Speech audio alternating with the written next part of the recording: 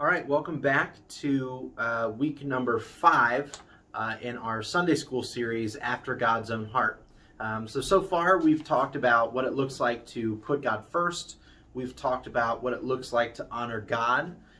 We've talked about what it looks like to honor our parents as a reflection of the way that we honor God. And then we last week talked about what it means to honor life in general. Again, a reflection of our honor for God.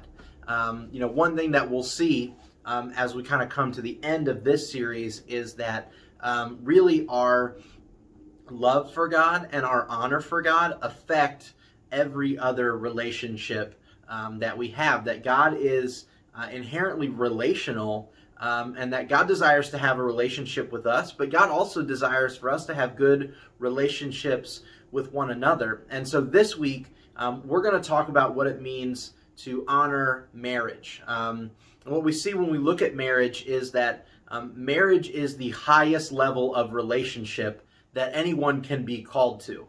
I feel that right now.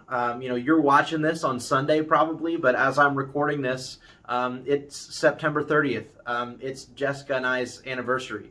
We've been married for 3 years. And I can say that marriage isn't always easy, but in the right context and with the right person, marriage is so worth it.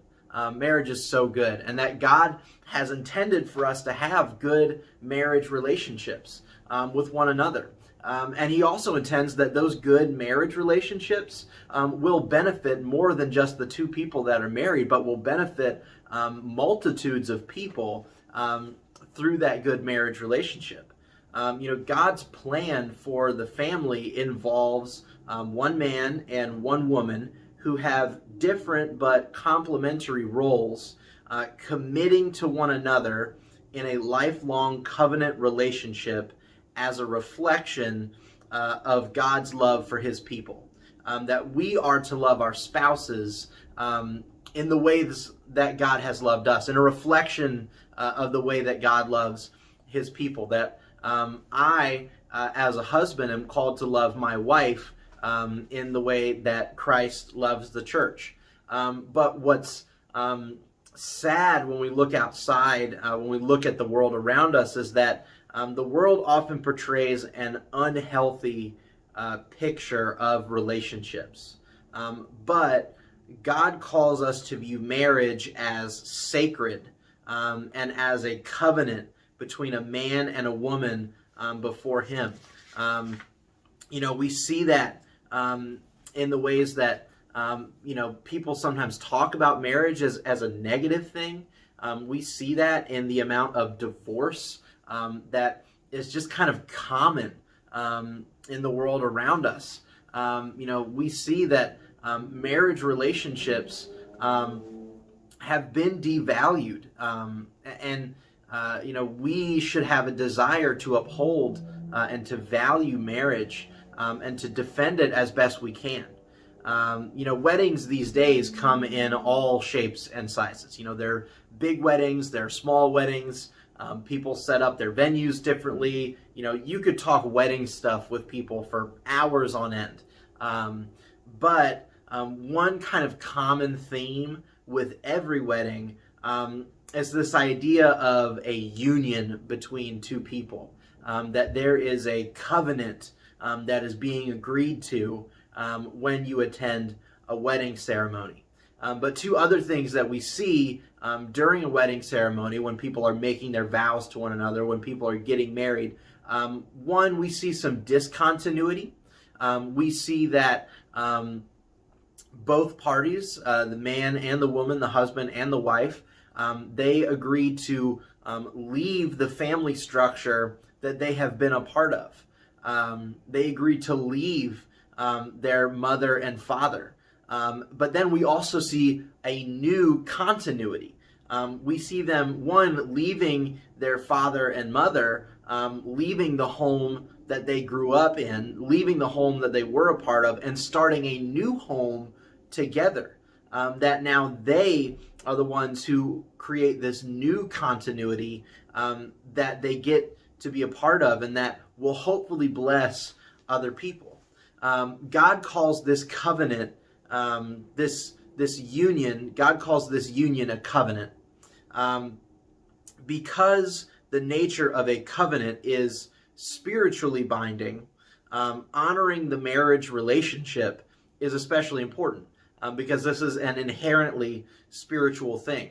But unfortunately, our world and our culture has been playing fast and loose with this covenant.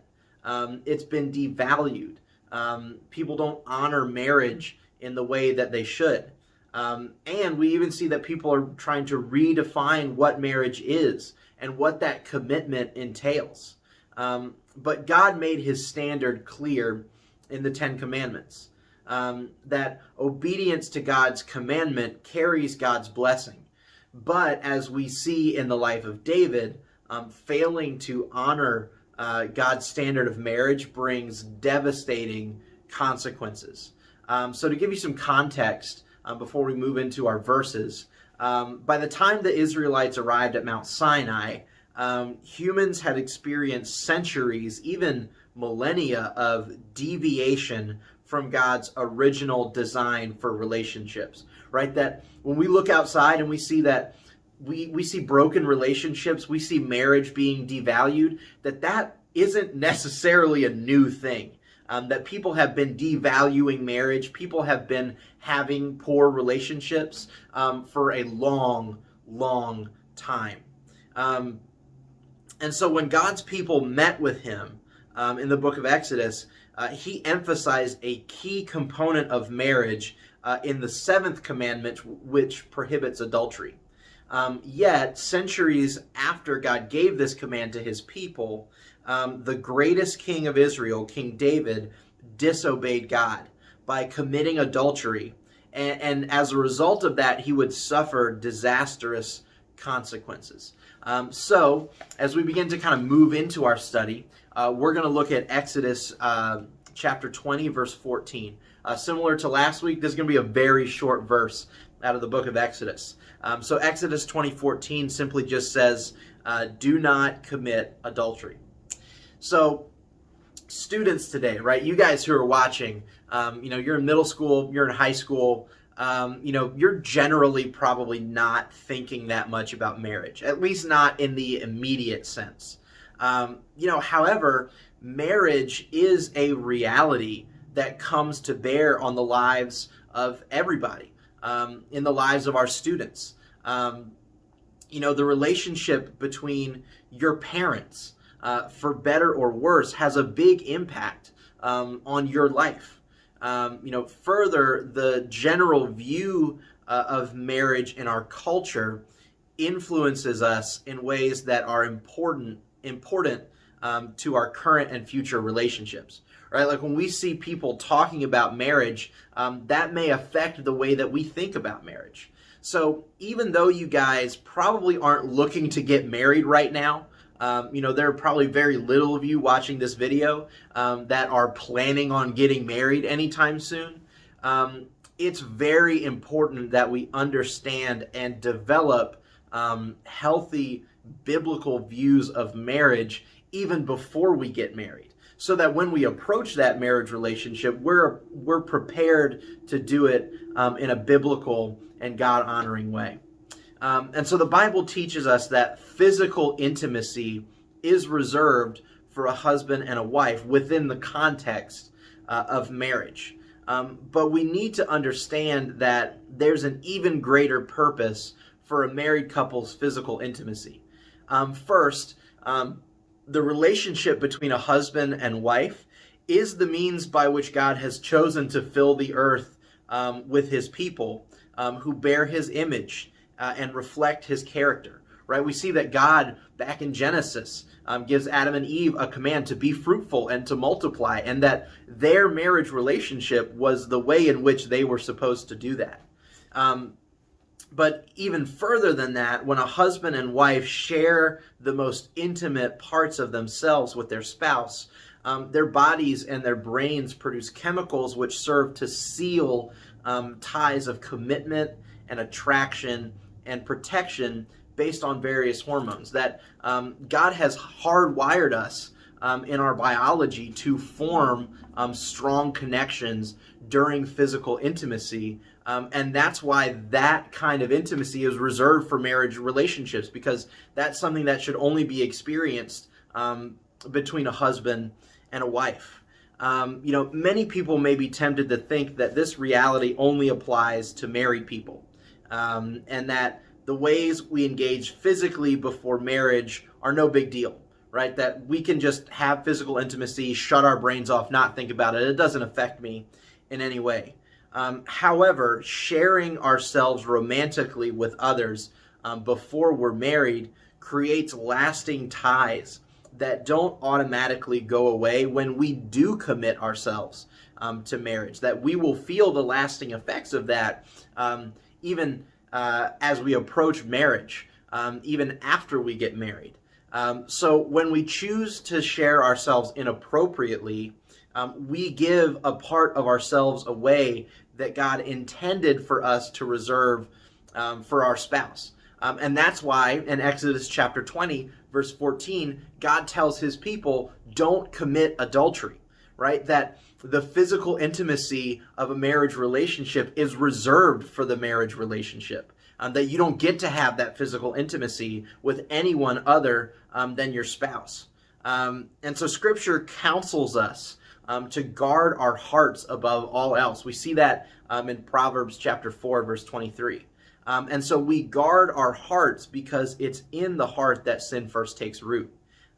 Jesus connected the command not to commit adultery here in Exodus with the heart. You can see that in Matthew chapter 5, verses 27 and 28. And so adultery is deeper than the physical act because it's rooted in a spiritual source. And so while the commandment focused on the act, right, that this commandment here in Exodus is just saying don't do that thing, Jesus zeroed in on the heart and the motivation behind that act. And so next, let's look at 2 Samuel chapter 11, and we're going to look at verses 1 through 3, and we're just going to read the first half of 3. We'll read the second half later on. It says, in the spring, when kings march out to war, David sent Joab with his officers and all Israel. They destroyed the Ammonites and besieged Rabbah, but David remained in Jerusalem. One evening, David got up from his bed and strolled around on the roof of the palace. From the roof, he saw a woman bathing, a very beautiful woman. So David sent someone to inquire about her.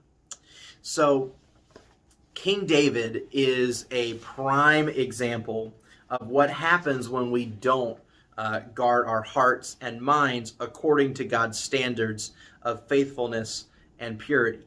That as soon as David chose to send someone to inquire about the woman that he saw bathing on the rooftop, he had already begun the process that would lead to sin.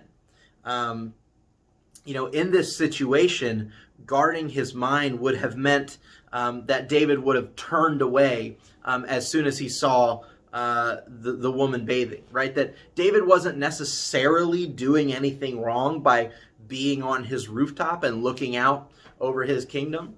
That he may have seen the woman bathing accidentally, but he wasn't guarding his heart and he wasn't guarding his mind, and that allowed him to go down the process, down the road to sin. And we see that as he sends someone to inquire about her, that instead David chose to pursue her, which ultimately led to the devastation of many, many lives.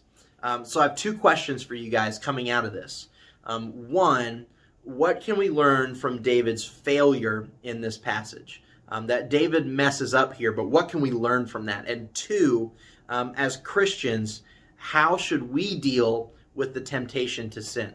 Right? That there may be instances where we're not necessarily doing anything wrong, but all of a sudden that temptation shows up. And so what can we as believers do in those situations? So one thing that's important to know here is that the first mention of physical intimacy is in Genesis chapter 4, verse 1. The original language refers to knowing or revealing something meaningful.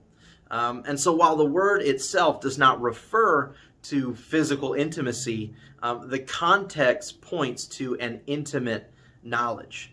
And it's clear that this kind of intimacy is actually about much more than just physical activity and physical pleasure. The word yada is the idea of involving ourselves physically, intellectually, emotionally, and even spiritually in the reality of another person in order to know deeply and to be deeply known. And so the same word is used in reference to our knowing of God. And it captures the personal intimacy with which we're able to know and be known by God. A couple verses that we see this. We see it in Psalms chapter 25, verse 14. It says, "The secret counsel of the Lord is for those who fear him, and he reveals his covenant to them." Isaiah 43:10 says, "You are my witnesses. This is the Lord's declaration, and my servants whom I have chosen, so that you may know and believe me and understand that I am he." Isaiah chapter 45, verse 3, "I'll give you the treasures of darkness and riches from secret places, so that you may know that I am the Lord." And so God desires intimacy in our relationship with him. Marriage was designed to be a reflection of the union that we are to have with Christ. You can see that in Ephesians chapter 5, verses 22 through 32. And so therefore, the same level of purity and faithfulness that we show in our relationship with Christ is to be seen in our relationship with our spouse, as well as in all our relationships prior to marriage, right? That our relationships with one another are meant to be a reflection of our relationship with God, and that in no place is that truer or more important than in a marriage relationship. And so David understood this. David knew what we're talking about here. But when he stood on his roof and when he saw Bathsheba, he failed to guard his thoughts according to God's standards.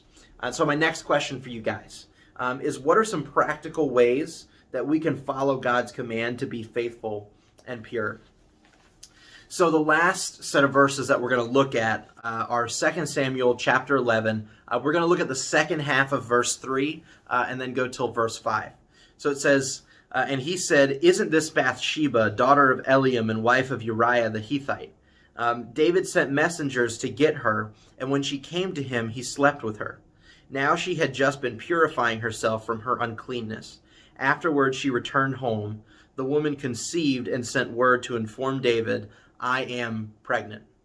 So David not only sinned by offending his covenant with God, he also failed to honor the marriage relationship of Bathsheba and her husband. That Bathsheba was already married. So David is really committing a double sin here. That one, he's failing to honor marriage and his physical intimacy with Bathsheba, but he's also failing to honor Bathsheba's marriage. And so David was warned that what he was doing was wrong, but he wouldn't listen and pursued her anyways. He chose to satisfy his physical desires regardless of the consequences for himself, as well as the consequences that would come on other people. It could be argued that David was not in love with Bathsheba, that his was only a physical attraction. We see that if David truly loved Bathsheba, he would have wanted what was best for her, and he never would have led her to violate her own marriage vows. 1 Corinthians chapter 13, verse 5 tells us that love is never selfish. The other thing that we see is that this kind of physical union in the knowing sense that we just talked about involves intimately sharing the deepest parts of ourselves. And a different word is used here in verse 4. It doesn't mean to know, but instead it just says that he slept with her. And so in this instance, it was all about the physical act. The other thing to keep in mind here is that David is the king of this nation. Bathsheba is just an ordinary citizen. And so in this act, David abused his power here.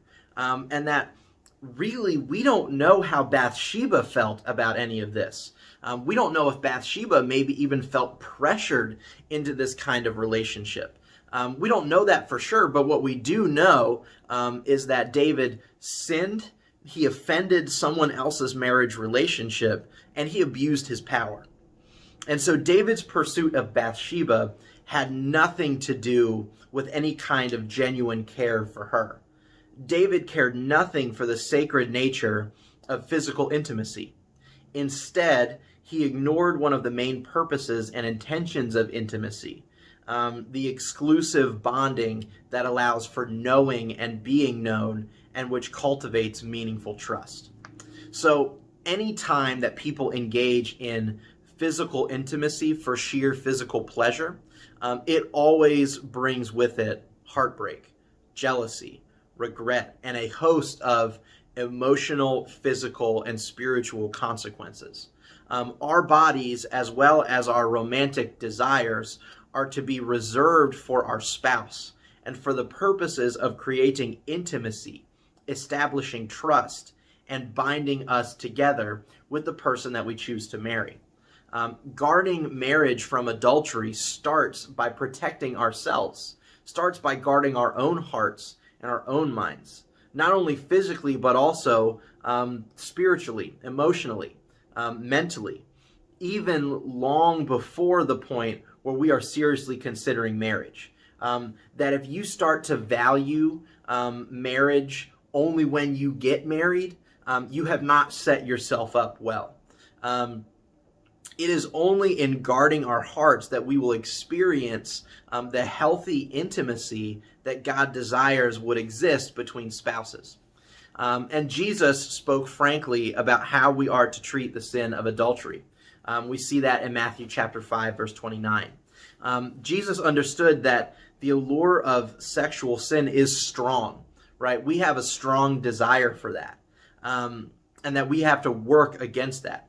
But he also understood the deceptive nature of the human heart, that we can trick ourselves into thinking that what we previously knew was wrong was actually right or acceptable. And so this is why he's called us to go to great lengths to protect ourselves from its pull. And by failing to guard his heart and failing to seek the best for Bathsheba, David invited great calamity into his family, as well as to Bathsheba and to her husband. And you can read about what happens as a result of this in 2 Samuel chapter 11, verses 14 through 26. But ultimately, David has Bathsheba's husband killed. And that the baby that David and Bathsheba conceived would die. And that, as we talked about previously, David's relationships with his children that did survive from that point on were incredibly flawed. This sin deeply affected the rest of David's life. And so we must guard our hearts. And when we do that, we can experience God's blessing in our most intimate relationships. And so as we close, I just have two quick questions for you guys. One, how can we make sure we view marriage and physical intimacy in ways that honor God? And two, what steps can you take to prevent falling into the trap of sexual sin? How do we guard our hearts against that? So thank you for watching again this week. Just know that I'm praying for you, that I'm thinking of you, and that I'm here for you. And I'll see you next week. Bye.